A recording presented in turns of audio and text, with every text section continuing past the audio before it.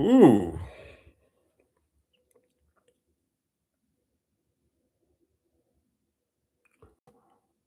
All right, all right. What's up, guys? What's up, guys? It's Rich. Welcome in. How's everyone doing?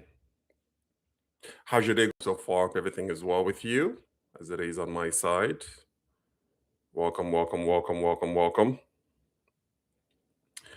Where are you guys watching from? Please post your location, your city, state, and country in the chat. I always like I always like learning where people are watching from. Okay, so before we get started, I have a question for you. So it's a three-part question. It's a psychological question. It's really going to force you to really question things. You guys ready for the questions? All right. So the first question is this. So let's say you're based in the United States. I'm just going to pick a nation, the US, and you pick four major cities.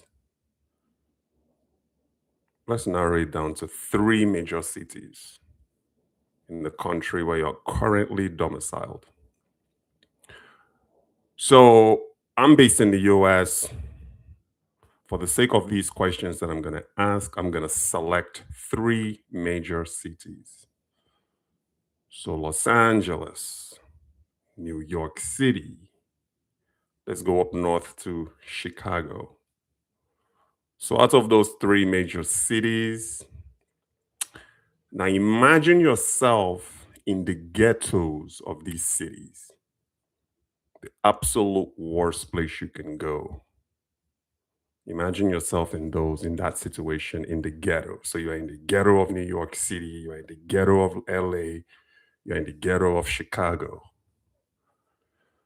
And then let's fly across the Atlantic to Nigeria. And we're going to pick three cities in Nigeria. Let's pick Lagos. Let's pick Kano. And then let's pick Port Harcourt. And then you also imagine yourself in the ghettos of these three cities, the worst of the worst you can imagine in Lagos, Kano, and Port Harcourt. So on one hand, you're in the ghettos of New York, ghettos of Chicago, and ghettos of LA. On the other hand, you're in the ghettos of Lagos, ghettos of Kano, ghettos of Port Harcourt. The question is this: where would you feel safest? Where would you feel safest? Would you say you feel safest in the worst part of Nigeria? Or would you feel safest in the worst part of the United States? So the second question, let's flip it around now. Let's say you are in the wealthiest parts of the United States. I lived in LA for 12 years, so I can speak of LA. So let's put you in Malibu, near the Pacific Ocean. Britney Spears lives in Malibu. Jay-Z, some of the top celebrities in the US have homes and properties in Malibu. And then let's go over to the East Coast and go to the Hamptons in New York. No, the Hamptons is not in New York, right? I think the Hamptons is it Connecticut? Correct me if I'm wrong. So you're in the Hamptons, you're in the richest and the wealthiest parts of the United States. And let's go, let's cross back to the Atlantic and go to Nigeria. So you're in Eco Atlantic, wealthy part of Nigeria. You're in Eco Atlantic, you're in Banana Island. You're in VGC, Koyi, the wealthiest parts, where maybe the top 5% of Nigerians own homes there. And if you are watching from Abuja, let's say you're in Gwaringpa, in Martaima, Wuse, just wealthiest parts. So you're in the wealthiest parts of the US and the wealthiest parts of Nigeria. Question number two: where would you feel Where do you feel safest? Do you feel safest in the wealthiest parts of Nigeria or in the wealthiest parts of the United States? So the third question is this: money not an issue, all things being equal, meaning you can come and go at leisure, you can come and go as you want. Would you rather be domiciled in Nigeria with the flexibility and options to be able to travel all over the world? Or would you rather be domiciled in the United States of America or any other place in the world? Where would you rather be domiciled? Money not an issue. Back home in Nigeria or abroad? So think about that for a second. What I'm trying to get at is this: is safety relative? Is one place safer than the other? Just think about it for a second. If money is not an issue, would you rather be based abroad? Would you rather be based in Nigeria? So I found a letter from my dad that he wrote to his family members when I was a kid, and it got me thinking. And he simply said, there was a line in the letter where my dad said, if I were rich, I would be in Nigeria, not abroad. Let's think about that for a second. Is Nigeria truly as dangerous as some people are trying to make it? Or is the United States just as dangerous or as safe as Nigeria? Think about that for a second. So, yes, the January 3 panel, I'm starting to promote our American Live Diaspora Investing panel that's going to be live on YouTube. Starting to put it out there, and I'm publishing the panelists. So the panel is for Nigerians abroad who are actively investing back home in Nigeria. It does, also, it's not limited to just Nigeria, too, guys. If you are a Nigerian abroad and you're actively investing, let's say across Africa, you have a product that you think that the African markets can benefit from. That's what the panel is for. We are aiming for about 10 panelists in one room online, talking about their objectives and their goals and their challenges and the products and services that they are bringing to market. They're going to talk about their strategies. It's also going to open up for you guys to ask questions, whatever it is that you are doing, or if you're interested in, you're an aspiring investor or an aspiring entrepreneur looking at entering the Nigerian market. What we are doing with the panel is creating an environment and a ground for people to actually come and have a conversation, an honest conversation about what they are doing. And perhaps you could find something that you could use to grow your business. So this morning I woke up. We're going to go. The title of today, I should probably say before I even get into it, is Dangote Vision 2030. A US analysis, and my key takeaways is what I want to analyze. A couple of days ago, Dangote had about a 1 hour conference in front of the media in Nigeria, basically laying down or laying out his vision for 2030. And I want to break it down to my audience on what I think he's talking about and kind of see where you fit in all of this. Laja, welcome in, welcome in. When the devil closes the door, God sometimes opens the windows. Nigeria may still be Nigeria may still qualify for the World Cup. Turns out Congo used ineligible players for the qualifier. Are you sure? Let me tell you what we were actually looking forward to this, to Nigeria qualifying for the World Cup. You guys know World Cup 2026 is next summer. It's 7 months away. So the World Cup 2026 is going to be held by three nations in North America: the United States of America, Mexico, and Canada. My family and I, we've actually been talking about it. It would have been a good experience to take the girls to go and see the Nigerian national team play in the World Cup. They are not coming to Vegas. Las Vegas has a huge international level, international standard stadium, the Allegiant Stadium. Unfortunately, the Allegiant Stadium is not on that list, but they are playing in Los Angeles, which is only about a 4.5 hour drive from us or a 1 hour flight. They're also playing in a stadium in Atlanta. So we were looking at it. We've actually started looking, or we were planning for some merchandise that we wanted to import in from China to sell online, like just Nigerian motif, like Nigerian paraphernalia, World Cup paraphernalia for our Amazon store. We are looking at like tote bags and key rings and all that stuff. But if Nigeria doesn't qualify, unfortunately, we're not going to we're not going to do that. So I'm probably, if Nigeria does not qualify, you know us Nigerians, we always like to believe things that's not. We like to imagine weird things. So I don't know if it was you, Laja, that said that we did not qualify. Maybe it wasn't you, but I don't know. Hopefully. But why are they even struggling? Why is Nigeria even struggling? Nigeria is known for soccer. You understand what I mean? If nothing else, that is what Nigeria is known for.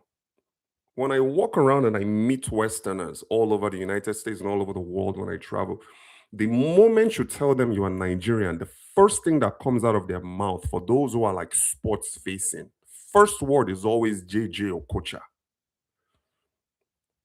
And then followed by JJ Okocha is Daniela Mokachi. The world respects Nigerian soccer. I don't know what is going on with this new generation of players. You see, my dad went to Atlanta, is it Atlanta 94 or Atlanta 95? My dad went. Do you guys remember the glory days, the golden era of Nigerian soccer? So me, I grew up in the 80s, the Wilson Oruma, the Nduka Ogbade era, the Etim Essen era, Friday Poo, Ohehe, the Celestine Babayaros, Andrew Uwes, Sami Okparaji. Come on. If you're 47 and you were born in the late 70s and you grew up in Nigeria in the 80s, you know what I'm talking about. Segun Odegbami. These were national heroes. Back then, there was no money now. These guys, they played for country. Peter Rufai. Peter Rufai was my neighbor in Surulere, Kate Surulere, Ipo Street. He lived across the street from our house. He used to drive a Beetle. You know those Volkswagen Beetle? That was what Peter Rufai used to drive back in the 80s. Yekini. Man, Amonike, those guys, they played for country. Let's not forget Sunday Olise. Do you remember that goal? That goal against Spain. Is it Italian? No, it was Italian 90. Where did they play in 98? Spain. Was it Spain 98 World Cup? That Olise goal was probably top 3 of the most iconic goals in the history of Nigerian soccer. You guys recall, Spain was undefeated. Man, Nigeria went in there and showed the world what we were made of. And then, just continue with that Olise goal. My goodness. Occasionally, I would just watch it on YouTube, occasionally. When, was it Okocha that threw it in from out of bounds? And that ball just happened to just find its way to the midfield. Olise Tierra, man.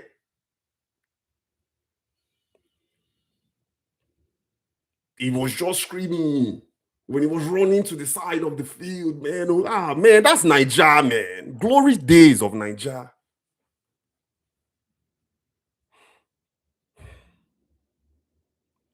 Let's not forget Amokachi. Now remember that Amokachi game versus Bulgaria when he just entered court Tierra from box 18. These guys were icons. They made us proud as Nigerians. And then Okocha and Amokachi just put Niger on a whole nother level. Let's not forget Kanu Mwankwo. What that guy did against Brazil in Olympics Nigeria is a gold medalist country.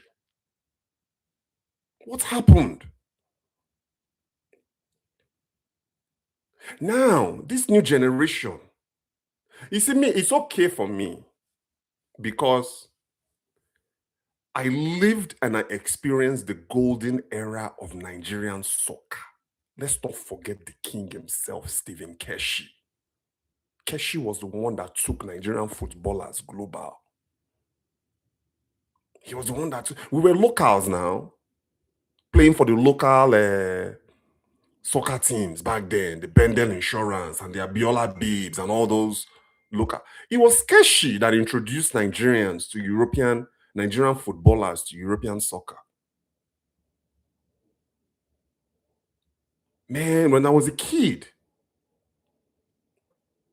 NEPA would take light. We used to trek. For those who don't know what trekking is, it's walking.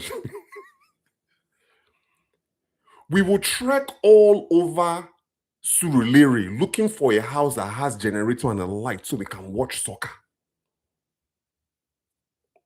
I used to go to the national stadium in Surulere. I don't know what has become of it these days. We would sneak in, me and my boy Kabiru. We would sneak in just to watch the national team practice. These guys were gods to us.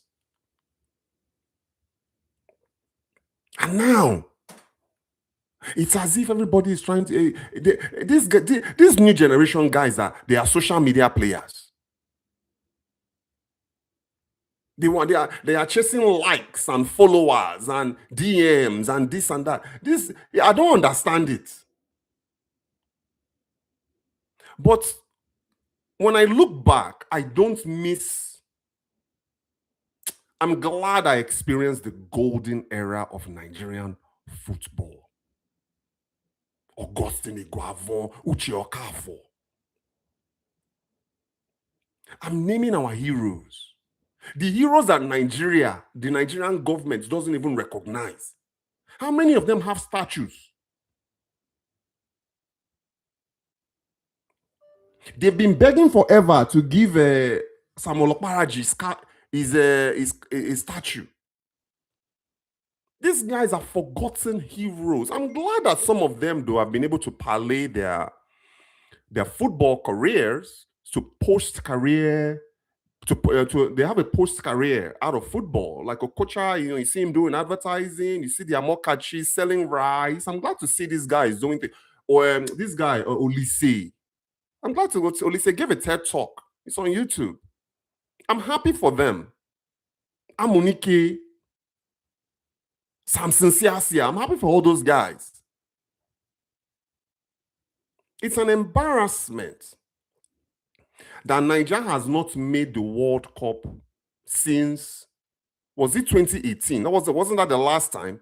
I mentioned Kanu Nwankwo now, IPA. Kanu Nwankwo put on a clinic against Brazil during the Olympics. At the Vex. This wasn't even supposed to be about soccer. Now, Laja started this. I'm telling you, when I heard that Nigeria did not make the World Cup again. I'm like, what is wrong with these guys? What happened to the whole? But again, too, you can't really blame the players too, because Nigeria also lacks structure in terms of being able to sustain the Nigerian football. Is it the Nigerian Football League they call it? This guy came. Okay, let's not forget Clemens Westerhoff and Joe Bonfrey. Clemens Westerhoff was the guy that came in from Belgium. Was it Belgium? Is that where he's from? The guy loved Nigeria, and Nigeria loved Clemens Westerhoff. And they tried to develop some homegrown coaches. Ulisse came, they ran him out. Iguavo came, they ran him out. Who else came that they ran out? Nigeria. When we played. I mean, back then, when I remember when we used to play against Ghana, that guy, Abedi Pele, used to whip the shit out of us back then.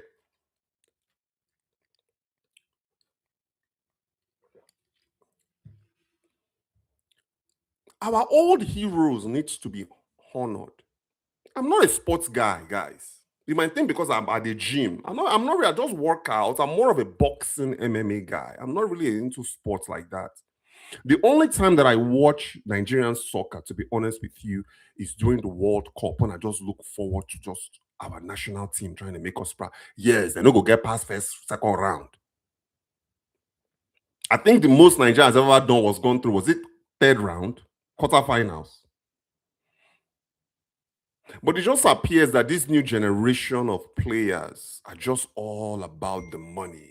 When you call them, they don't want to show up. And you can't also blame them too, like I said, because the Nigerian government doesn't pay.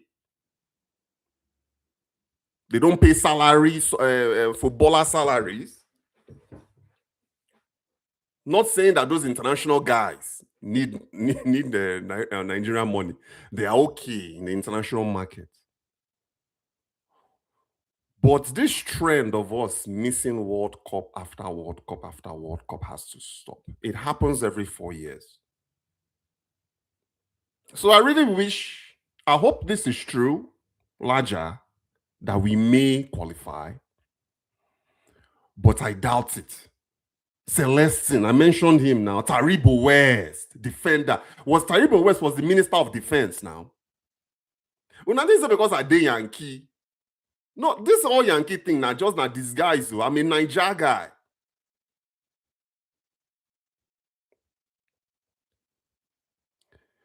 It appears FIFA wants Nigeria at the World Cup. Well, I get it. It's wishful thinking. FIFA, Nigeria just has to qualify. They are not going to give Nigeria preferential treatment. Unfortunately.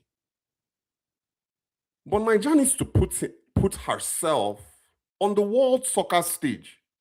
Do you know how much money Nigeria is losing for not appearing in the World Cup? Look at the exposure alone for Nigeria. Look at the exposure, the global exposure that we are missing. Now we can't sell jerseys. We can't sell Nigerian paraphernalia. Nigerian tourism gone. Because Nigerians, forget Amo, Nigerians will come from Nigeria and come to the US and attend these soccer games. You also miss the economic value and contribution of Nigerians in, man, it is rare for you to have a World Cup in the USA. This was a missed opportunity for Nigeria. The world is going to come. Well, maybe. I mean, the way Trump is talking about is want to tax people for traveling these days. We don't know. Maybe maybe during World Cup, he's going to waive that travel fee. But he has pissed off a lot of people. Most people right now don't really want to come to the United States. They'll rather do other countries and have other options. Trump is kind of making it difficult for tourism in the US, to be honest with you. I know Las Vegas is suffering from tourism. Tourism in the US altogether has dipped since Trump became president. But on the economic scale, I can't even begin to tell you how much money Nigeria is losing by not being in the World Cup 2026. Missed opportunity. Foreigners still ask me, yes, now they ask all the time. I'm telling you, everywhere I go, when I open my mouth, where are you from? I'm Nigerian. First thing they'll say, JG Okocha. And then after JG, this guy, Daniel Amokachi. Who else am I missing from that squad? Victor Osimhen, that embodies the heart and passion of the 90s Super Eagles. All these Gen Zs don't care. I know Victor, I've heard Victor, but I haven't seen Victor Osimhen's game, though. I've tuned out ever since those major guys retired. And I just saw Nigerian soccer go from the peak. It doesn't get any bigger than winning the gold medal now. We are a gold medalist country. And then Nigeria just kind of went the other direction. We used to plug the TV to car battery for everybody in the compound to watch. A community watch was better than watching it alone. That was what it was. Dosu Joseph, our goalkeeper in the 96 Olympics, died in a car accident. Bad road. Really? When was that? Dosu doesn't ring a bell.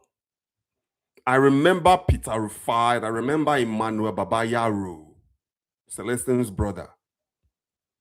Hogan Kid Bassi and Basha Ali were world boxing champions in the 80s and 90s. We have lost the glory in the boxing as well. Man, Nigerian sentiment. Remember back in the day, guys, that they used to say Basha Ali used to use juju. Now remember, they used to brainwash people. Super Eagles were ranked number 3 in the world. Oh my God, really? Yes, you are right. They were ranked high. What are we ranked today, guys? Do you know? We're probably ranked 200. 47 out of how many? Look at Fall from Grace.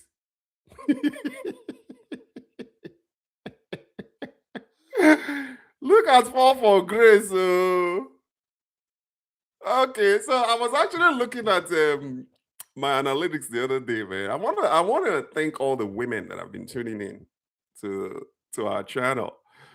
When we first started this, we were heavily skewed towards the male audience. Now it's starting to catch up. It's like 60% male audience and 40% female audience that are tuning in from all over the world to watch our community. Guys, we are not just a YouTube channel. We are a community. A community of Nigerians abroad and Nigerians back home. We just want to advance Nigeria.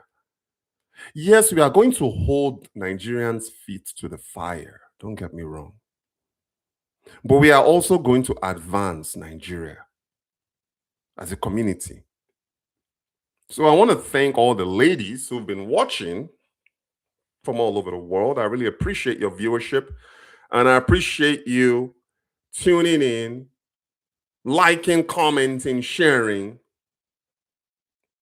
Ladies. You know, I used to be in men's fashion back in the day. I used to have a boutique. Ladies. See, look at my shirts. So this is a way. If you see a guy that's wearing a polo shirt, that guy has buttoned the polo shirt all the way to the neck, run away. The guy is broke. He doesn't have anything. See, back in the day, they used to always teach people, if you want to gauge a man's status, look at his shoes.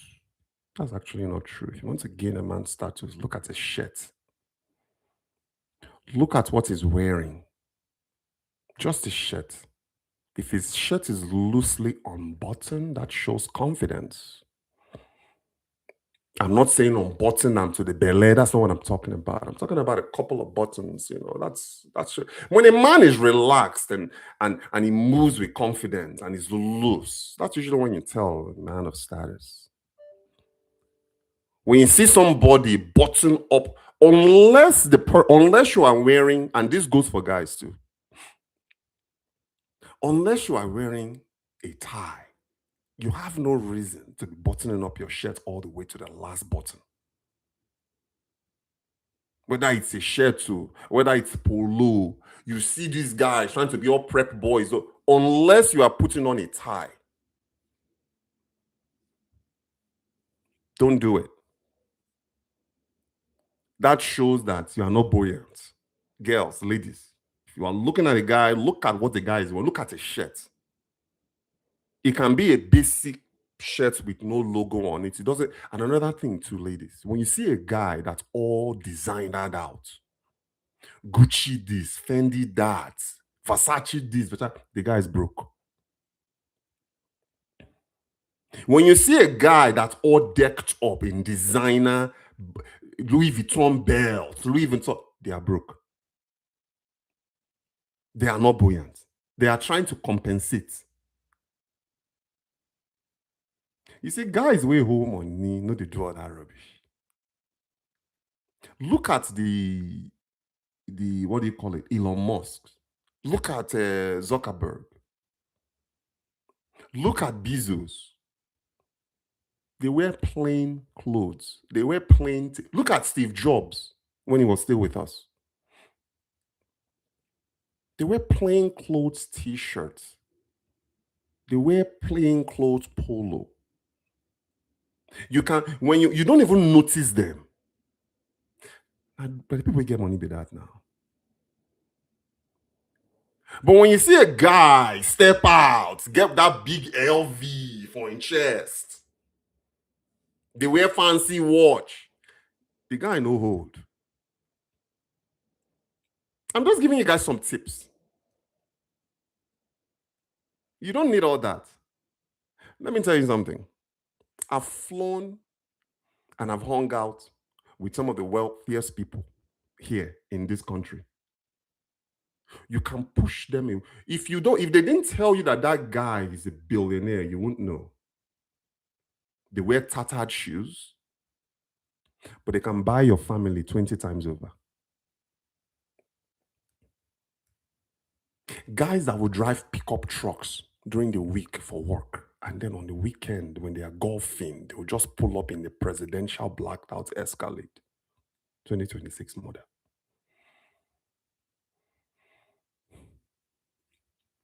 You see, rich guys, they don't live in cities. All of them are with a run. We want to live in a big city. They live in mountains, in ranches, in the burbs. They don't want anybody near you. Will Smith, you got to drive at least 5 minutes to reach his front door from his gate. So when you see people always peacocking, big earrings, fake, big chain, likely fake. Those guys no hold now.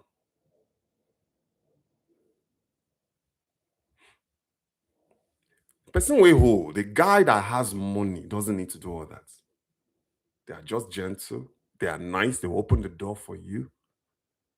You can tell from their aura, the way that when they are loose and comfortable with themselves, they are not trying to compensate. They are not overreaching. Those are the ones in first class and business class flights now. You will see somebody, Louis Vuitton, Gucci spelled out in the coach, flying coach, in the back of the airplane. I see those guys now, and ladies.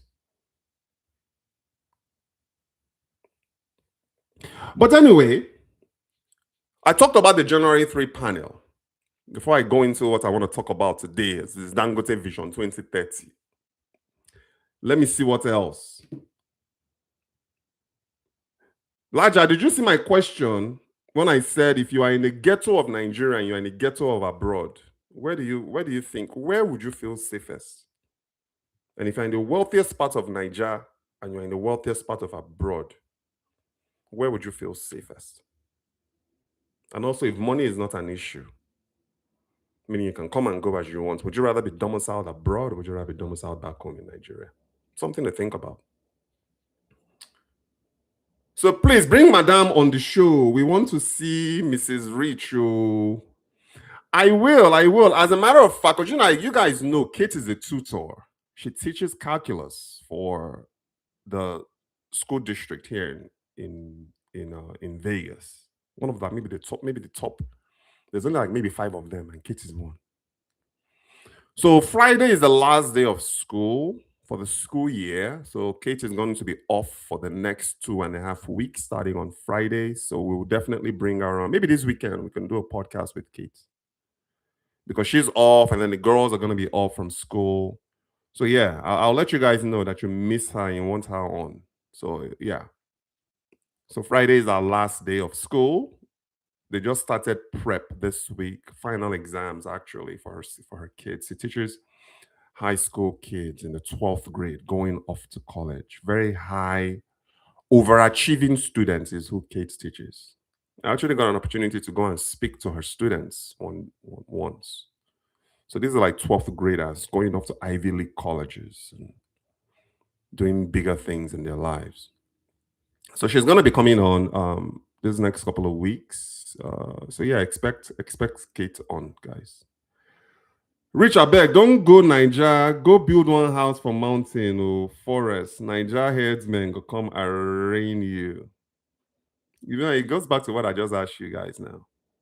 You see, safety is all relative. Put it this way, if I'm in Nigeria right now in Nigeria, and you carry me go competent, I will feel much safer in Nigeria. Yes, maybe they take my hat, but at least I'll live with my life. Go competent. You may not live out of that place. So it's all relative. You know what I'm saying, guys? So the point I'm trying to say is don't be afraid to go home. Don't be afraid to go to Nigeria and invest. Don't be afraid to go to Nigeria and build something for yourself. It's the Nigerians themselves are the ones that are doing the damage in terms of the negativity. Somebody will slap somebody in Nigeria. They will tell you that that person has been murdered. You get it? It's like everything is amplified. I'm not saying that these things don't happen, but the majority of what you hear, they are amplified. And Nigerians are the masters at amplification. You get what I'm saying? So this fear that a lot of Nigerians abroad have about going back to Nigeria is driven largely by Nigerians themselves back home. So when I was in Nigeria, just some random person that I didn't know just walked up to me. Man, this place is dangerous. So I hope say you carry gun. I'm like, get the fuck out of here. You see, I'm not going to allow you to use your experiences or whatever vision or mindset that you have to shape the way that I think. I'm responsible. I know how to move and groove. I know I have certain things in place. Who are you to come and tell me what I need to do? I don't need to do. But somebody that maybe isn't as strong as me would have gone back and told 50 other people that this place is dangerous. The same Nigeria that if you listen, fly to Nigeria today, the flights are full. The flights are full. They are full entering Nigeria, they are full leaving Nigeria. If it's a failed state, nobody will be going. And Nigerians are the first ones to say, Nigeria is a failed state. Do you know what a failed state is? Afghanistan, go there. That's a failed state. Go enter Somalia, where they have no laws, they have no government. That's a failed state. In a way, all these countries in the Sahel that have been overridden by all these coup d'etats, those are failing. I wouldn't say they are failed states yet, but they are failing states. You know why? Because the world is running towards democracy. These guys are still running towards dictatorship. Who wants to invest in a place like Mali or Chad or Niger. Thankfully, Tinubu and co came in and stopped that Benin Republic situation. Who wants to invest in a place like that? Where is the investor confidence in that Sahel belt, starting from like Senegal all the way down to the Somali area? So they might think that they are, what do they call it? You are spiting your nose to save your face, something like that. But what you are doing is you are repelling people. You are repelling investments, businesses. So Nigeria, again, you don't have to take my experiences. I'm only speaking from my own experience. Nigeria has happened to me. There's that saying, you guys know now, Nigeria happened to you. Nigeria has happened to me. And it's not good or bad. Nigeria has happened to me in a good way. Let me tell you something. My wealth is in Nigeria.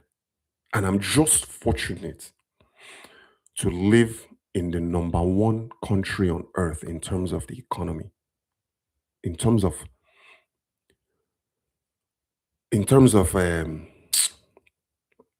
like GDP, the United States. I'm just glad. And I just happen to also be from Nigeria. In our case, we buy in Naira and we sell in dollars. So, guys, another thing I want to give you guys game. If you're watching from abroad, get into consumer goods in Nigeria. Find something to buy in Nigeria that's a consumer product, meaning something that people buy again and again and again. Clothing, no be am. If I buy this hat one time, I may not buy another hat again for a year. Get into food products. Get into something that's shippable, something small that you can pack easily. It's light. Something that you can buy for dirt cheap in Nigeria and sell abroad. Ideally, you want to go for it. Foods. But if you can't go for food, you want to get into maybe accessories and fashion accessories. Maybe you do some bracelets or some jewelry, something. But guys, you need to get in the consumer goods space today, if nothing else. And I've told you, it's 30 December now, you guys are going home. Bring back something to sell.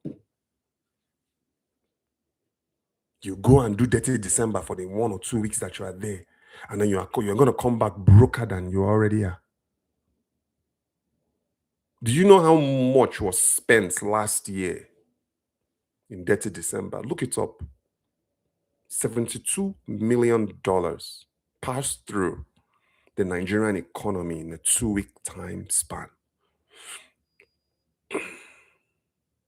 2 weeks. Could you imagine if it was a monthly thing? Maybe you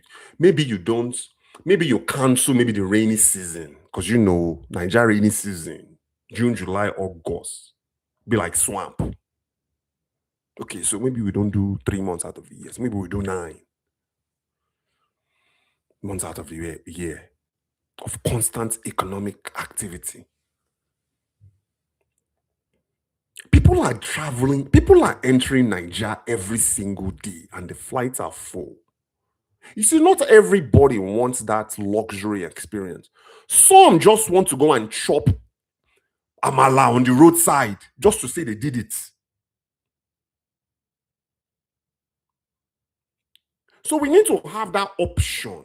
You see, me, as much as I love luxury and business class environments, oh boy, me, I go enter roadside, chop yam, chop beans, chop rice, chop ewa going and I get bread. Because I grew up on that, and there's just a part of that nostalgic,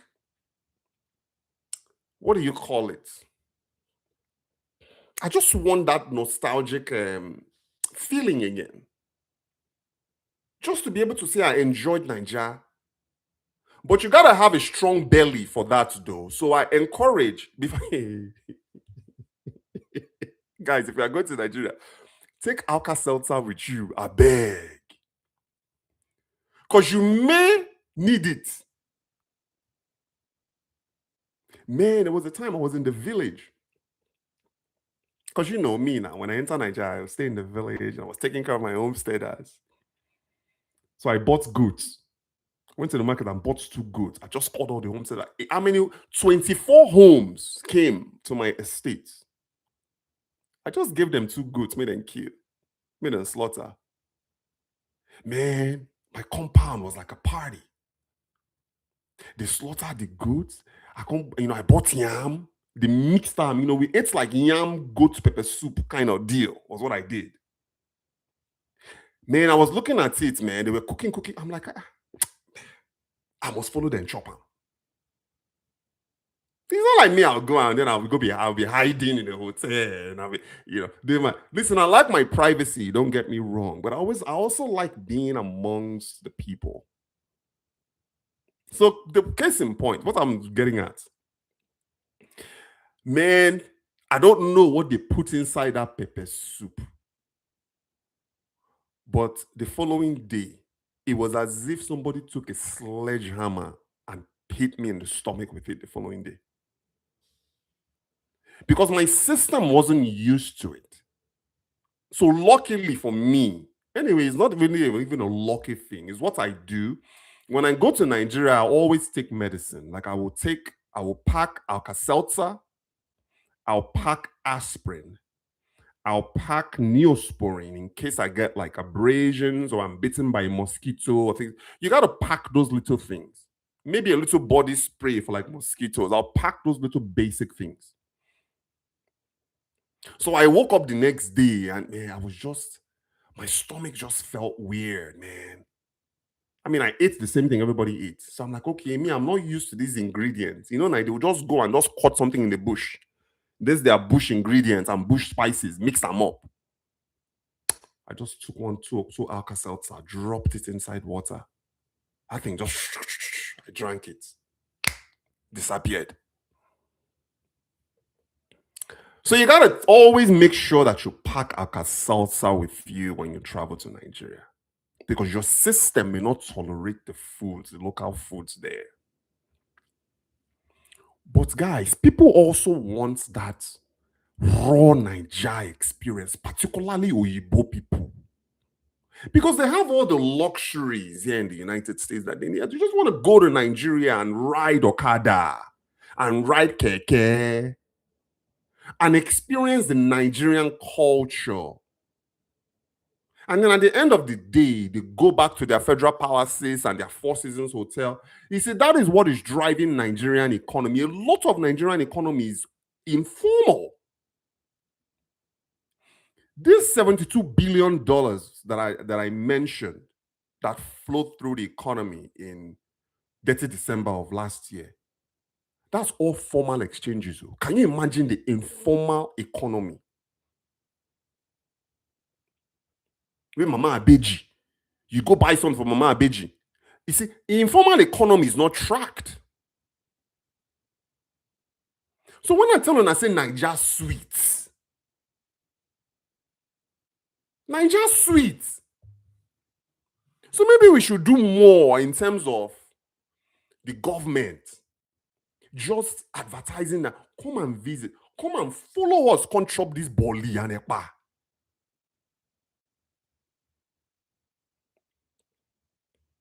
And me, when I go, because here in the US, I'm more of a fine wine, fine spirits kind of guy, bourbon. But when I go to Nigeria, man, a Gouda they drink. Oh, give me that fresh Gouda. Some guys are gonna go. They'll be drinking Heineken. I have Heineken in the US now. What am I gonna go to Nigeria and drink Heineken for? Give me that Star. Give me Gouda. Which other ones, guys? Sat Sembra, where they bring them come.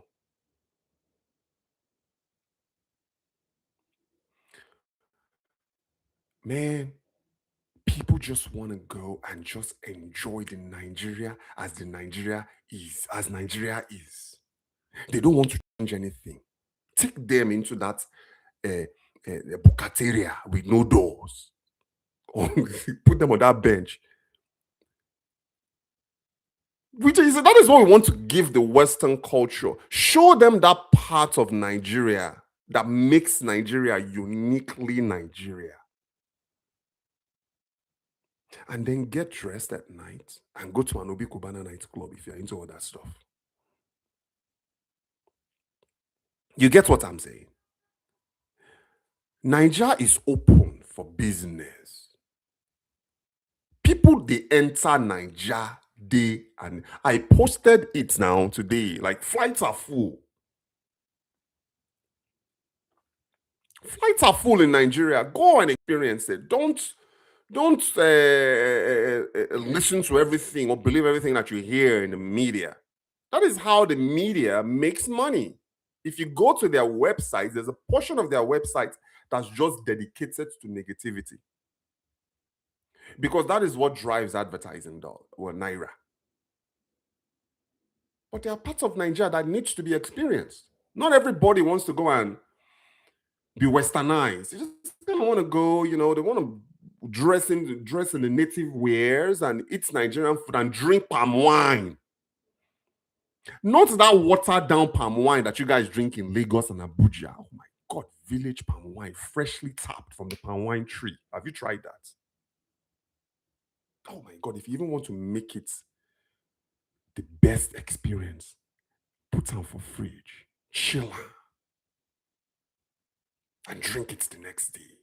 Oh my God. I'm talking about freshly tapped, unadulterated.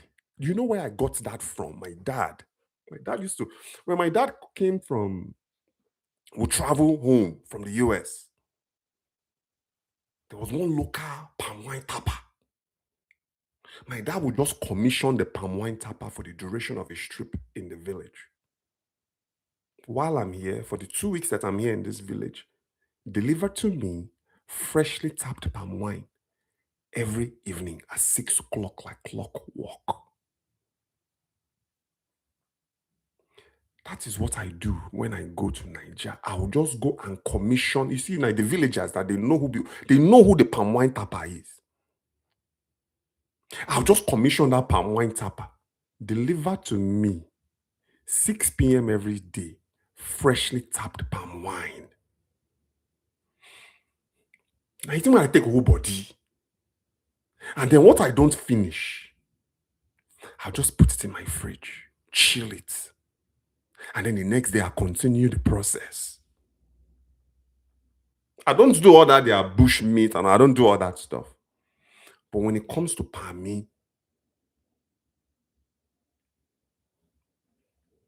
it's village palm wine. That is it. Man, you drink, you don't need much. You see, this is too much. Village palmy, oh my God. Can't take swallow, support am. Or you drink it after you've eaten fufu and gari. You just chill in that village air, that unpolluted village air. Unbuckle your belt, just relax. Just let time pass through you. Isn't that the experience? Isn't that what makes Nigeria uniquely Nigeria? Everybody just wants to change Nigeria. They want to change everything. They want to modernize. Yeah, modernize some parts, but also leave some parts to what makes us uniquely us.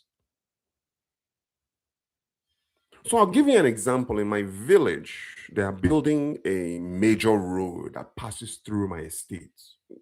100%. One of the things that I'm making sure doesn't happen is don't take the village experience from that community.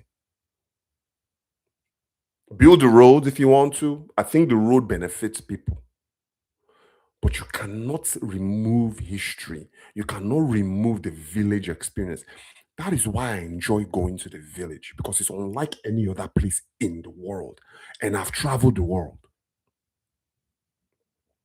So some people just want that experience. Can't we have both? Why does everything always have to be westernized and this and that?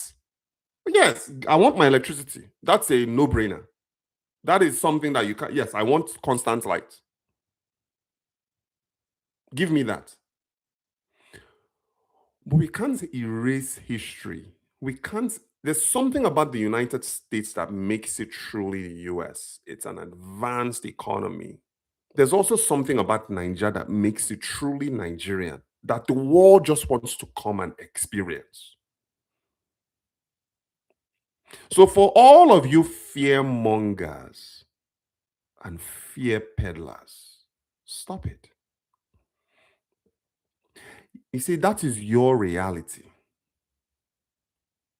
We don't share the same reality. And that is why I dismiss those kind of people. Because they are the ones that's causing, and we're going to get into this because Dangote mentioned it in his, I think a key part of their takeaway on Dangote was sabotage. See, there's physical, material sabotage, and then there's also mental sabotage. And we're going to talk about that. But before I go any further, I'm sorry, I'm already an hour. I haven't even touched the topic. Man, I gotta be a little bit more disciplined with with these live sessions because I'm trying to keep it to under an hour, but I just kind of tend to go over. So now I gotta have to rush through this. But before I go, before we move into this, let's see what you guys are chatting about. Welcome, guys. What's up? What's up? What's up? Who else is on, man? Wealthiest place in America and poorest place in Nigeria, and no place like home. No, wealthiest place in America and wealthiest place in Nigeria. Which one would you choose? Me, I already know the answer. I would choose the wealthiest place in Nigeria with the option to be able to come to the US when I want, go to Europe when I want, go to Asia where I want. The point that I'm trying to make is this, guys. If Nigeria were to be fixed today, would you not return home? Would you not? No upscale restaurant in America can match the service and food I enjoy when I go back home. That roadkill. Roadkill. Abulan bushmeat with amala and efo and egusi at the buka is on my. Oh my goodness. So you are saying that okay, I should be careful now. Because me, I don't do roadkill. Oh. I don't do roadkill. I do fresh beef. But you're right, though, Peter, because I'm telling you, the majority of the foods that are sold in these upscale restaurants, particularly in the United States, are all mostly processed foods. Mostly processed foods. You see, I started studying nutrition about 3 years ago.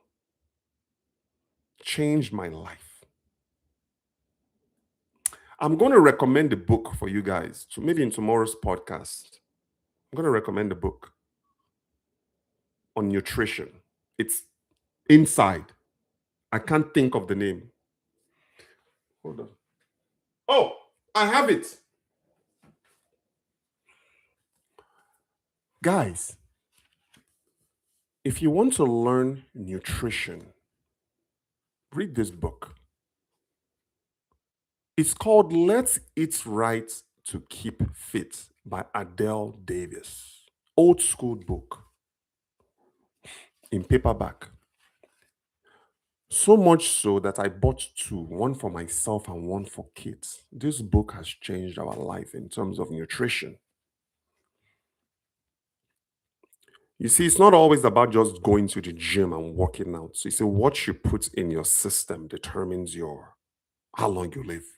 If you live to be old age and you care about the foods that you eat, pick up this book on Amazon. I think it's like this is old. I don't think they sell them new anymore. You can buy this for like $10, less than $10. And you can see it's actually starting to peel. But you want to read this book by Adele Davis called Let's Eat Right to Keep Fit. Great nutrition book. Another book that I want to recommend, Think and Grow Rich. I actually have two. I have the original paperback, And then I have another one you guys can see behind me. Think and Grow Rich. And then you want to that let's eat rich, eat right to keep fit.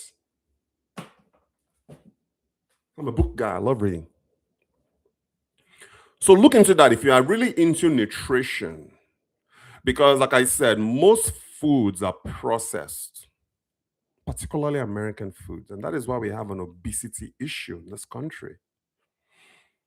From everything that you eat, remember, if you want to really control your nutrition, you want a high protein and a low carb diet.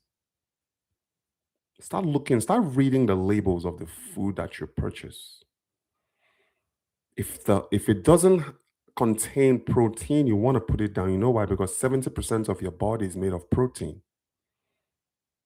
But anyway, that is why I recommended that book. Read it. Yes. So man, I ate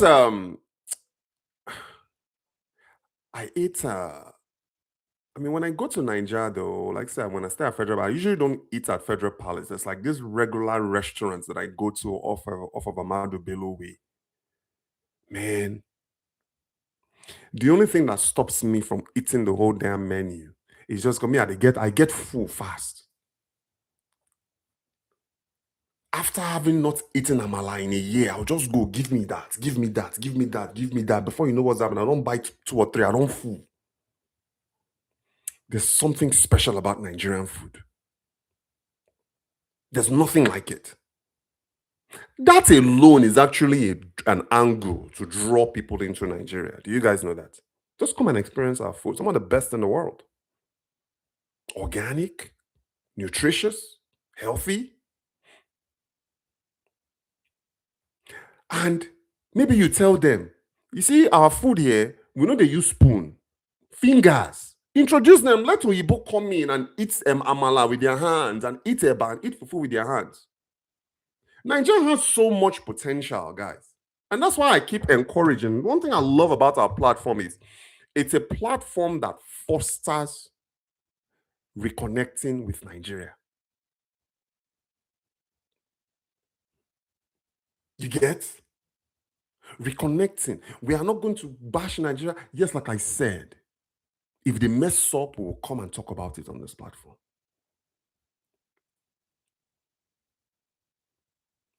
We are not sparing anybody. We are not a gossip platform. You're not gonna ever hear me talk about gossip. I don't do celebrities. Listen, I lived in LA for 12 years. I was in a film production space for 12 years. I've seen enough celebrities in my life. I used to work for DreamWorks Pictures. I used to work directly for Steven Spielberg. So I've seen them. Tom Hanks, Marlon Wayans, Shia LaBeouf. Who haven't I seen? When I lived in LA for 12 years, I've seen them all. So Niger celebrities, all this one that they follow, they don't do anything for me. So I'm not gonna come. You're not gonna hear me talk about gossip and like I don't know what they are doing. I don't really care for that sort of industry anyway. But we're gonna come. We talk about investments. We talk about business. Occasionally, we'll talk about politics, geopolitics, not just random reckless politics, but like geopolitics. We'll talk about things like that. Because at the end of the day, we are all investors and we're all entrepreneurs, but we're still humans. We want to know what's happening. We want to know current affairs in Nigeria. Obviously, you guys know, I integrate my family into this. So you know you are dealing with a real family man, you are dealing with a person and not like a company.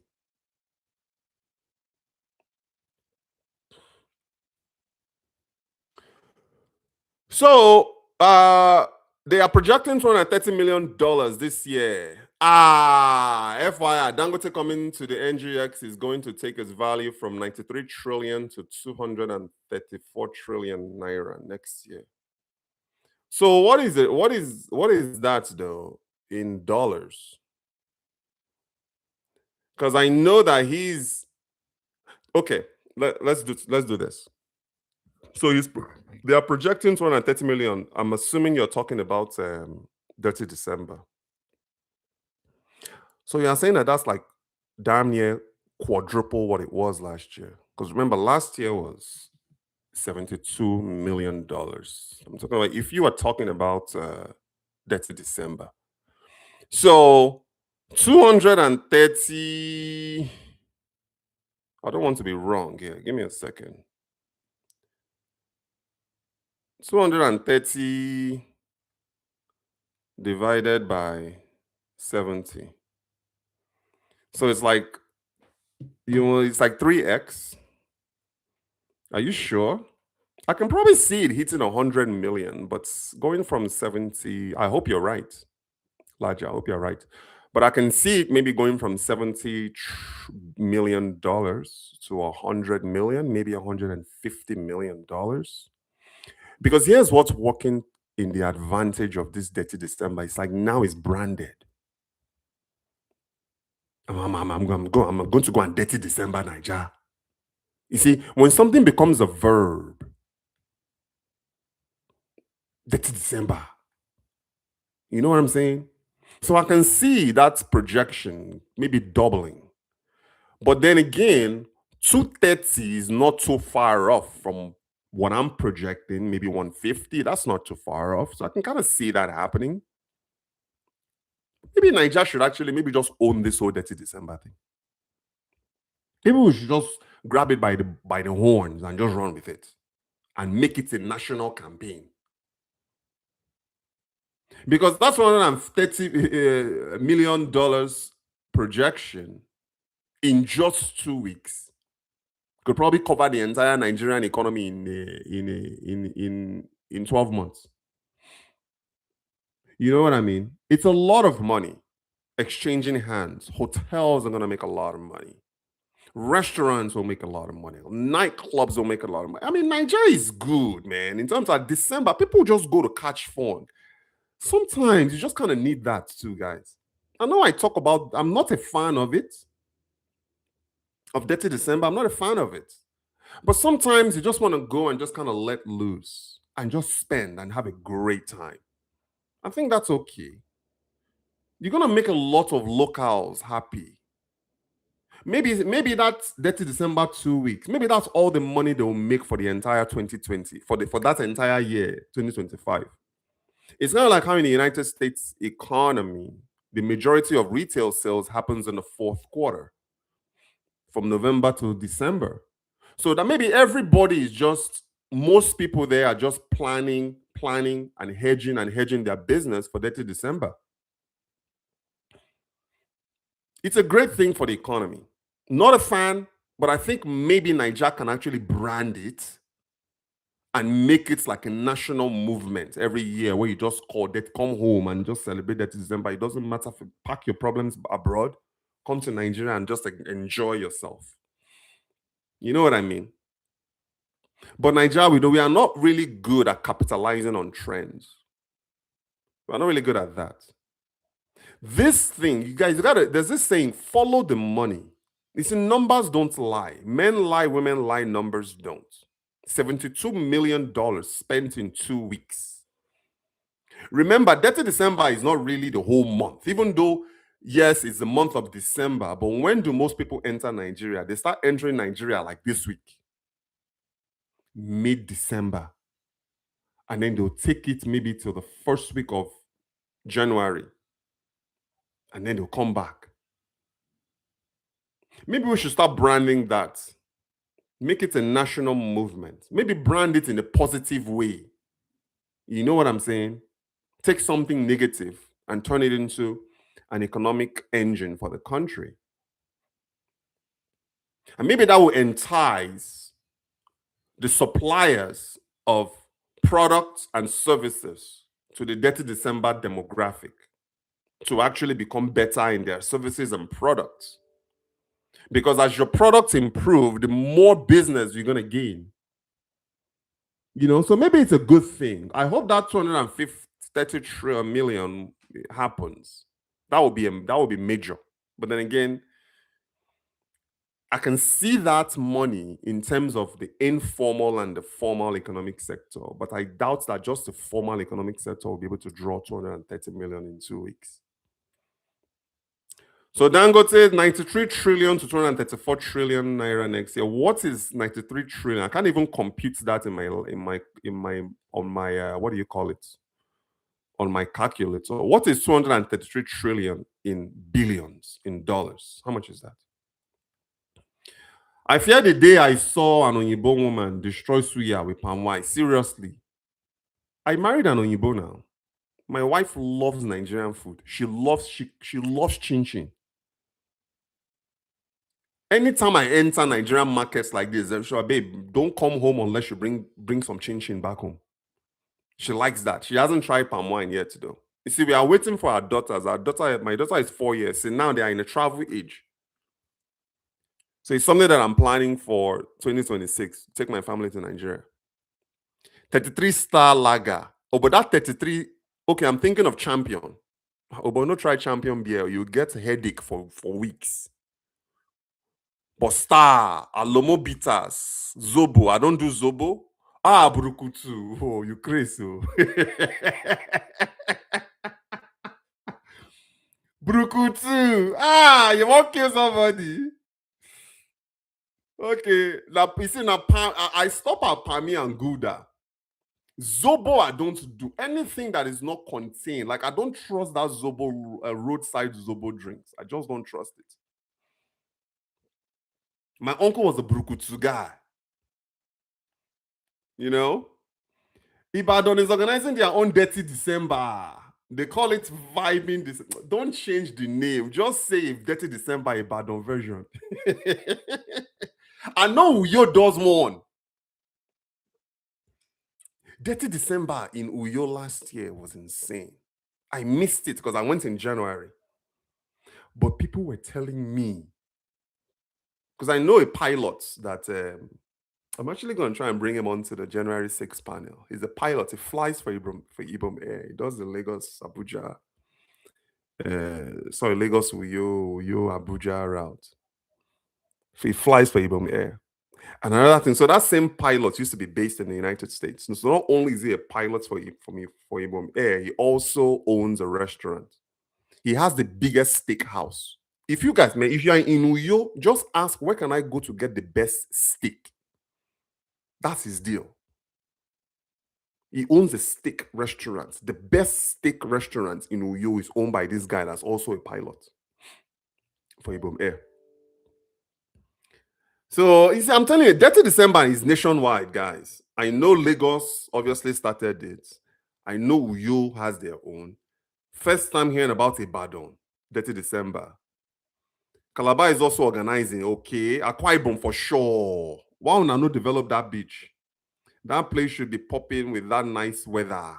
I told you now, the issue there is just that local thing. Plus, Ibadan is also about an hour and a half away from Uyo. You got to drive an hour.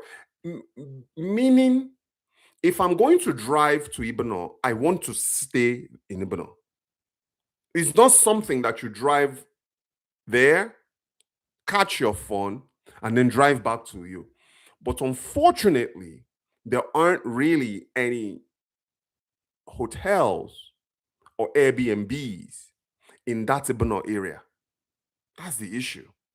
So unless you just want to drive to that beach, enjoy yourself for that day and drive back to you, know that you are going to spend at least 3 hours on the road. That's the problem there.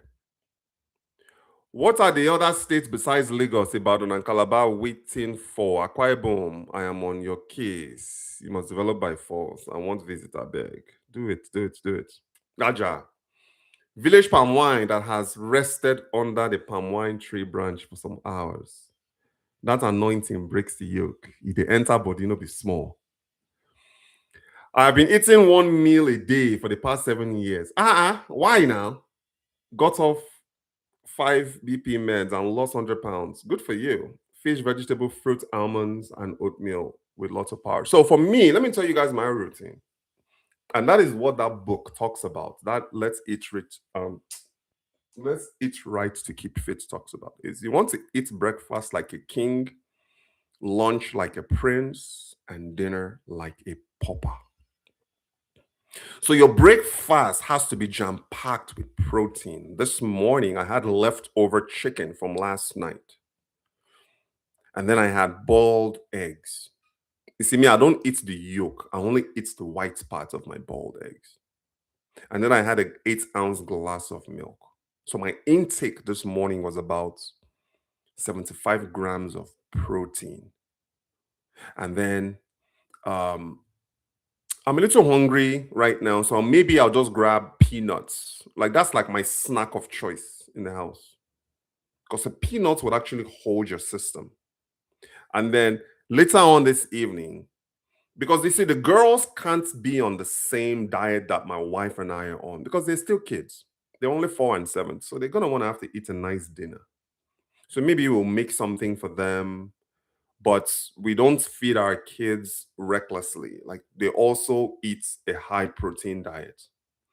So the best rule of thumb, if you want to follow that process that's highlighted in the book, is you want to eat breakfast like a king, lunch like a prince, and dinner like a pauper. So you want to make sure that your breakfast is jam packed with protein. We stopped eating rice. Now we eat. Um, is it? It's not kush kush. I forgot what my wife calls it. What is that thing that's like fluffy? That's what we eat now in place of rice. And then we do quinoa. Quinoa is higher in protein than rice. Not saying we don't have rice. We still have like a half bag of basmati rice in the house. But rice is very, once we finish that bag, we found an alternative to rice. We've also cut down bread altogether. So now what we eat is a low carb tortilla in place of bread. No, I lied. We didn't cut bread off altogether. We've minimized bread because the other day I had tuna. If I eat any bread, I have to pack it with protein. So I had a tuna sandwich, like a quick bite for dinner, because we didn't feel like cooking. And Kate was like, "Okay, what do you want to eat, babe?" I'm like, "Oh, what do you have?" Well, we have this tuna. Okay, let's go ahead and make a nice tuna sandwich. And then we had, because tuna is like 25 grams of protein, tuna. So you want to maintain, and then as you guys can see, other than my bourbon, is just water that I drink. I don't drink soda. I drink three things. I drink water, I drink whole milk, and I drink bourbon. I don't drink any form of soda at all. But if I have to, occasionally I will get a sweet tooth. Then I'll drink maybe diet Dr. Pepper. I don't drink regular soda, but that's like maybe once every maybe 2 or 3 months or so. If I want to really, yeah, I'll just go and grab a bottle of like diet Dr. Pepper. That is my diet. And then I work out because we have a gym at home. So I don't have to go to the gym to go and exercise. I just roll out of bed, enter the gym. It's been a little hard though lately because it's getting super, super cold out here. But I still put in at least a good 1 day a week of good solid workout.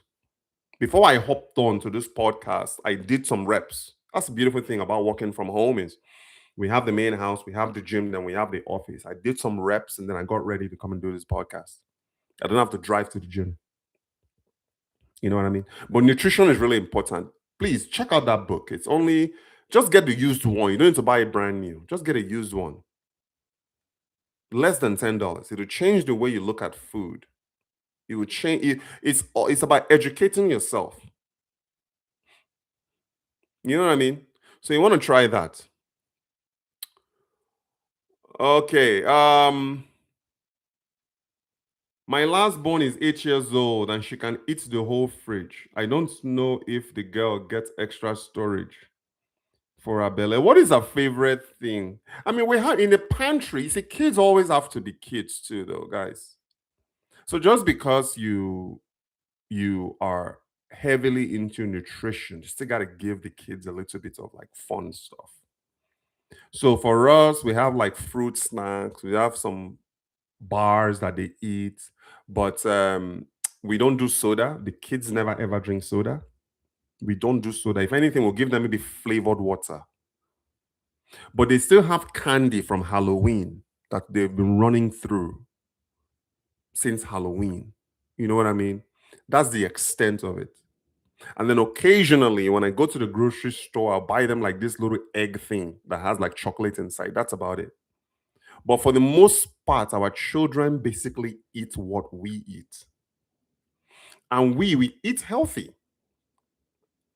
You know what I mean? We do. We really do. And then that kind of just passes on to the children. But why are Ghanaians crying? Remember, Rich, the projection is looking at Oyo and the SS, not just Lagos. So why would the Ghanaians be crying? Ghanaians actually, to be honest with you, they are actually struggling though. Remember what they try to do with their currency? They try to hedge it to be maybe a dollar to a CD or something. That didn't work out. So Ghana right now is they are unable to pay their debts. They're actually not doing as well as people think. A lot of Ghanaians are hurting. Nigeria is paradise compared to Ghana in terms of economy. They they are nowhere near us in terms of economy. It just happens that Ghana just seems to be a little bit more structured than Nigeria. But then again, they are also 6 times smaller than Nigeria. You know what I mean? So anyway, 1 hour and 21 minutes. Let's get into this Dangote thing that we came. Oh yeah, before we do that, I want to talk about Ford. So today there's a news in the business news that Ford is moving away from electric vehicles. They are discontinuing their push towards full EV trucks, the Ford Lightning truck. Because I drive a Ford F-150. So when I saw that, I'm like, wow, I wasn't expecting this. So Ford is abandoning the EVs. They are shutting down all of their EV factories and they are turning them into like a hybrid, more of like a combustion and then a little bit of EV. So Ford just decided that this isn't going to work out. And that actually makes Elon Musk look like a genius because it seems like he's the only one that's been able to crack this EV sector. Companies like Rivian is out there. They're actually not doing that well. They have not turned a profit. They just got a billions of dollars in loans from the US government. But you look at the top players in the automobile industry, Ford. If Ford is moving out of that EV, and they are in they're taking a $19 billion hit as well. But they're just gonna throw their hands up in the air and say, you know, this EV thing isn't profitable for us. But you also got to remember the top buyers of Ford F-150 trucks are what? Blue collar Americans. They want their oil, they want their diesel, they want their engine, they want their engines. They don't necessarily want a battery. So Ford hopped on the EV movement and quickly realized after $18 billion spent that they just couldn't do it anymore. What does that teach you? And then when I look at companies like Innoson in Nigeria and Nord, when I see Innoson pushing EV cars, I just laugh. Innoson is a homegrown car manufacturer in Nigeria, indigenous car manufacturer. I give him all the credit in the world for doing what he's doing. But you can't even beat the combustion vehicle sector. Now you want to move into EVs. It's a very tough space because Innoson doesn't have the patents for car batteries. This is a lesson. This is actually a case study. Cut your losses appeals to it also appeals to entrepreneurs as well. At some point, you're just gonna have to look at your business operation and realize that maybe what I'm doing, the direction that I'm doing is taking away resources that I don't need. Elon Musk said it best. Most entrepreneurs optimize things that shouldn't exist in the first place. Ford trucks and Ford motors, EV should not have existed in the first place. They should just have focused. Look at all the years that they've lost trying to crack the EV nut. You know who owns that space? Tesla owns that space. Nobody can compete with Tesla. you know. So $19 billion hit for Ford. Good for them. They realize that this isn't going to work out. Before the New Year's, they say, you know what, we are done. They made the announcement today. The CEO of Ford went on the record and said that the company is moving on from EV. So those factories that they own will be turned into just a normal regular factory for combustible trucks with an option for EV. So that's what's happening in that space. And also Bitcoin. Let's talk about Bitcoin. Are you guys into crypto? I'm not. Man, what was the most Bitcoin was? Was it about $120,000? Right now, Bitcoin is down to about $86,000. I think by the time, maybe eventually, I will adopt crypto. Maybe by the time I'm ready to adopt cryptocurrency, Bitcoin will be 500 $500,000, or perhaps it's $5. Who knows? It's not more into indexing. I love indexing. I prefer to buy index funds. I prefer to invest in American companies. I own a share of Walmart. I also regularly and constantly buy index funds every month through Fidelity. So I mean, indexing is like that's me. Right now, 70% of our spend is in index funds. The other 30% is in dividend stocks. Eventually, we're going to go the 90-10 route. We're going to put 90% of our spend in indexing and 10% into stocks. Indexing is the future. So I'm not yet on the Bitcoin and cryptocurrency wave. I don't think I ever will be. I'm more of a standard kind of guy. When I look at what's been working for the past 50 years, indexing has been working for 50 years plus. Crypto is what? Is crypto even a year? I'm sorry, is crypto even 10 years old? Um, how would I define myself? I have a zero, or no, I wouldn't say a zero. I have a low tolerance for risk. Maybe you don't. Maybe you're more into crypto. You kind of like that whole Bitcoin thing. Me, I just want to relax and just focus on index. So, um, Elon is now worth 672 billion. Yes, he's going to be the first trillionaire for sure, Mr. Musk. He's going to be the first trillionaire for sure. I think by the end, by this time next year, he's going to take a lot because, especially now that Ford has fallen off and Ford is no longer competing in the EV space, that pretty much leaves Elon and Rivian. And Rivian is nowhere close to what Tesla is doing.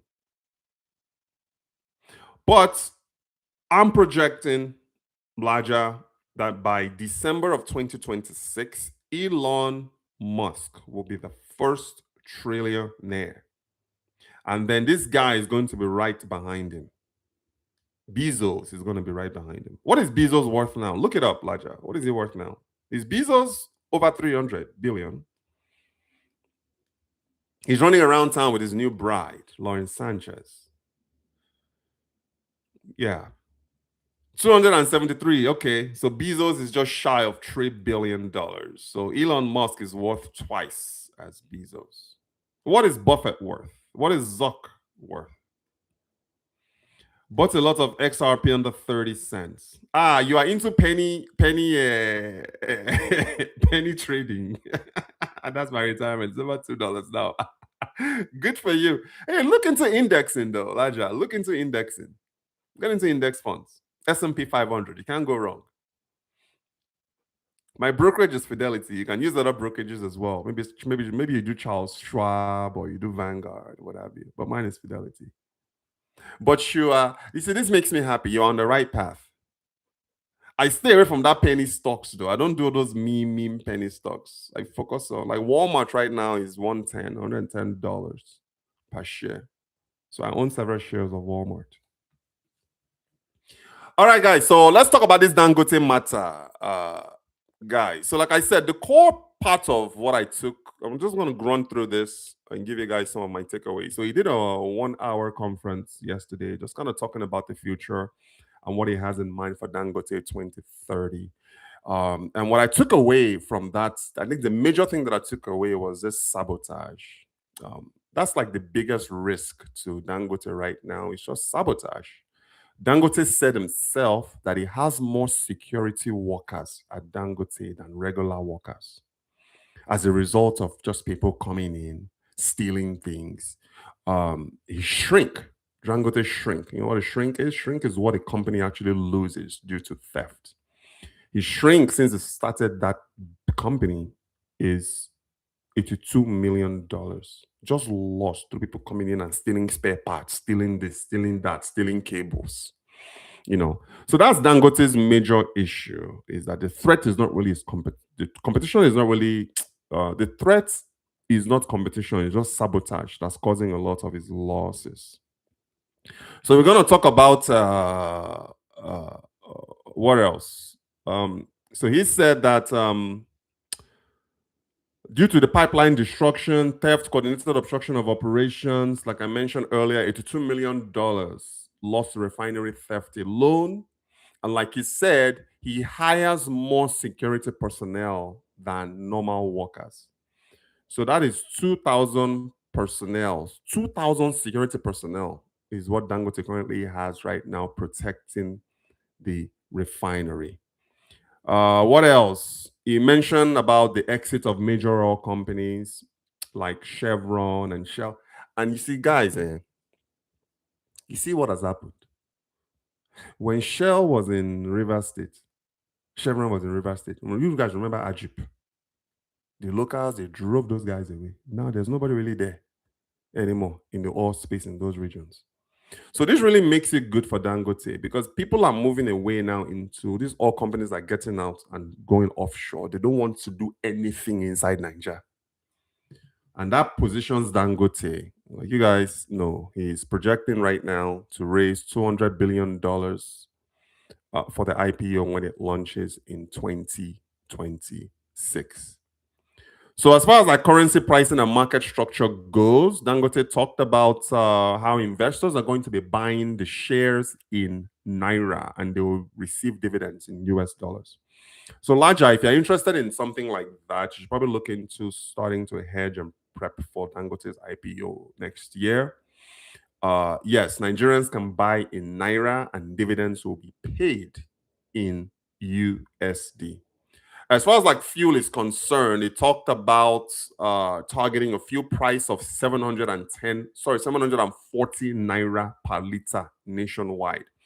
Right now, how much is a liter of fuel in Nigeria? I remember I used to pay 1,500 naira per liter. I don't know what it is right now. If you guys know, post in the chats. Has it dropped? Is it around 900? But anyway, his target is 740 naira per liter. Bulk buyers, if you buy 10 or more trucks, Dangote will sell to you at 699 naira per liter, delivered and insured. So for those who are, I think for you to be an oil dealer, though, you got to be registered. You just can't just roll off from the streets to go and be an oil dealer. But he's selling to bulk buyers, anyone that is qualified to buy from him at 699 naira per liter, and then they will in turn, and that's delivered landed cost. And then they'll be selling retail for 740 naira per liter. Dangote actually disclosed something. He said that it earns more revenue in US dollars than naira. And that is what is actually informing his decision to expand from 650,000 barrels per day to 1.4 million barrels per day as part of his Dangote Vision 2030 objective. There's more money for Dangote in the export markets than there is in the local Nigerian markets.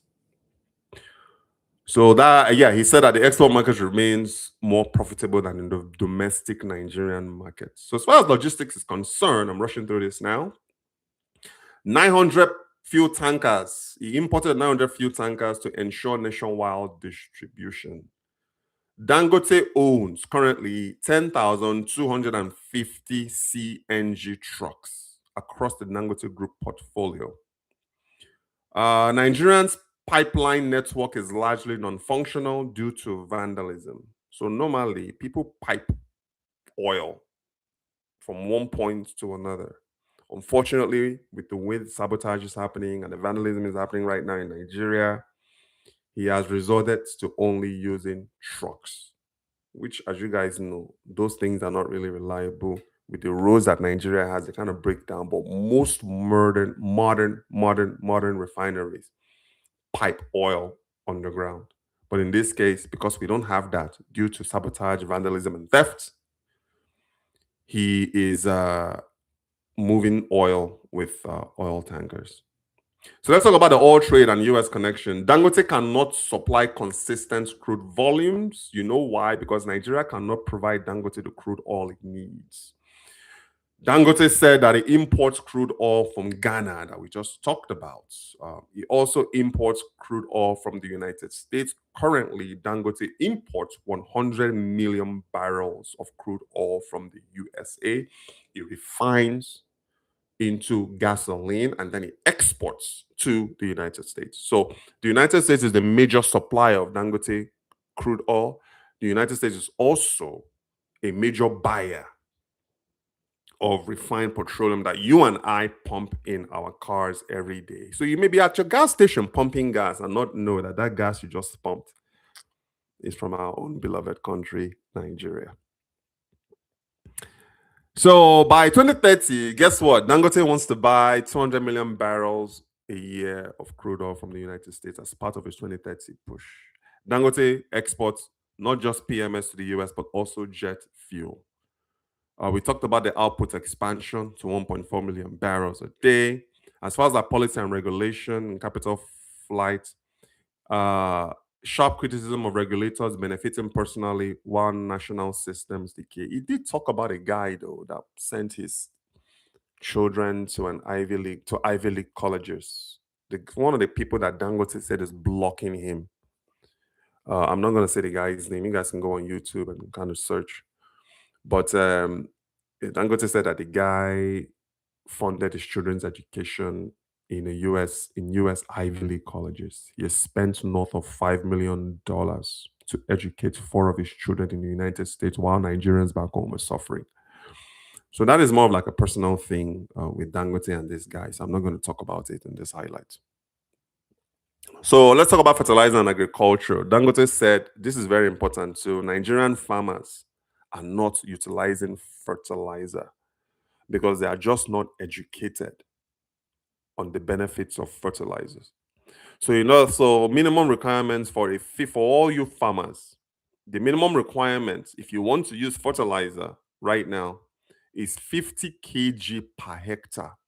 So a 50 kg bag of urea fertilizer can fertilize 1 hectare of land, of farmland in Nigeria. The biggest issue due to this low adoption of fertilizer is education, not availability. The fertilizer is available, but unfortunately, farmers are not using them because they are just not educated on how fertilizers can actually help their crops. Investment signal. Dangote is inviting investors into the oil value chain. So, US investors, if you are watching this larger, look into investing in Dangote as a business in 2026. That's what I would do. If I'm going to touch the oil and gas sector, I'm going to touch it as a shareholder. I'm not doing anything else outside of that. Because the margins in the oil and gas sector is razor thin. So maybe you come in as a shareholder and you are ready for when this IPO drops in 2026 to pick up some shares. That's the only way, that me personally, I would be involved in the oil and gas sector is as a shareholder. So he's calling upon US investors. As you guys know, the US is a major market. Huge partners of Dangote also reside in the United States.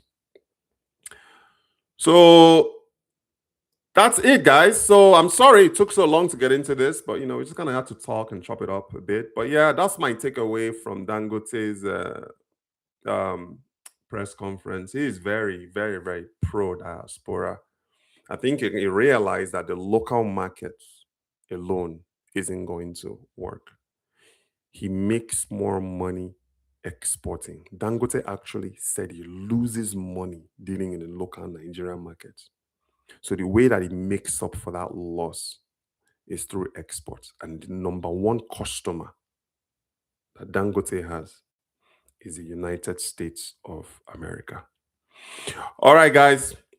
Thank you so much for your time. I'm going to see you guys tomorrow. I don't know what I'm going to talk about yet tomorrow, but I'm going to have it scheduled hopefully by the end of today, if not first thing in the morning. And as always, like, share, and comment. If you absolutely love this podcast and you love our network and you love our community, please leave me a review. Let me know how I'm doing. Let me know what you want me to talk about. Let me know what's most important to you. And then after your review, if you love this, please consider subscribing. We are almost at 19. No, we just crossed. Sorry, I won't say that. We just crossed 18,000 subscribers. I think right now we're like 18,150 or so and growing every day. When I look at the numbers, it's like, man, every single day, people are subscribing from all over the world. While we do appreciate it, we think that there are more people watching that are not subscribers. What's stopping you from subscribing if you love this channel? Go ahead and do so. Subscribe, leave me a review, let me know how I'm doing, post it in comments. And tomorrow, be ready. It's going to be 12 p.m. 12 p.m. Pacific Standard Time. I'm going to be talking about something else. I don't have a topic at the moment, but like I said, I'm going to have it done by the end of the day or first thing in the morning. All right, guys, as always, thank you so much. Laja, I really appreciate you participating. Peter, same for you. Who else? Who else was in this chat today?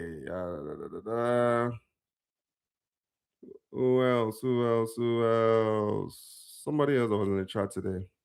CJ, we didn't see you today, but hopefully you are well and we will chat another time. Thank you guys. I really appreciate you. All the best. We'll talk later.